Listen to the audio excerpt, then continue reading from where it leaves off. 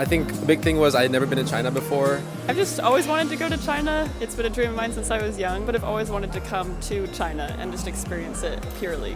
I've been to China many times, like a handful. 2019 was my last time before this trip. I've been to China like when I was in high school doing a lot of exchange programs, and then I also came back a couple years ago to do a finding our roots, going back to my grandparents' village, going to my parents' villages, and that was really cool because I saw all the houses that they grew up in.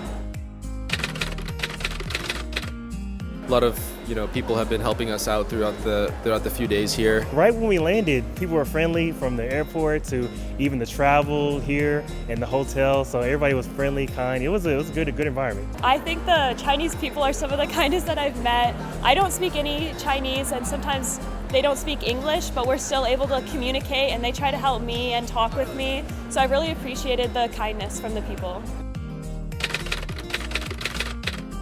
I feel like I realize people in China are not that different than us in the United States. We all like to have fun, joke around. I don't know. I've noticed as I get to know more people in China that we're all more similar than I thought. Well, because my family's my parents are the first ones to come from China, so we're very culturally Chinese. So we know a lot of our culture.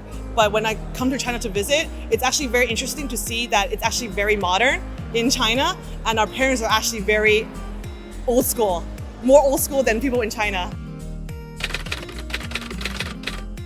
So I wanted to come to China, experience the culture here. Also learn from the other medical doctors and students that were coming to this event and compare ideas and learn from the experience of healthcare in China. I think there's a lot to learn in China about medical techniques. A lot of people have misconceptions because of the language barrier, but because of translating apps and being able to use technology, I think that you're able to learn what the people are like, which is where there's a lot of miscommunication.